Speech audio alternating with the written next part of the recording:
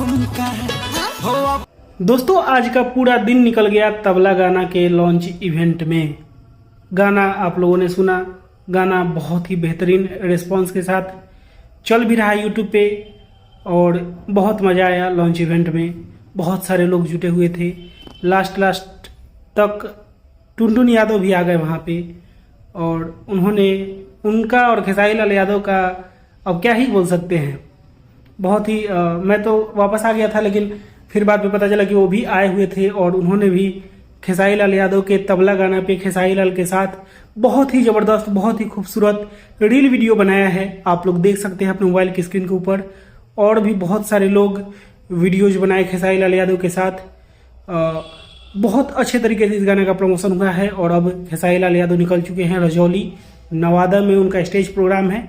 वहाँ से भी वीडियो आएंगे। वहाँ पे डांस वीडियो आप लोगों को देखने को मिलेगा नम्रता मल्ला के साथ, वो भी गई हुई हैं स्टेज प्रोग्राम में। तो आप लोग स्टे ट्यून रहिए, अपडेट आप लोगों को मिल ही जाएगा।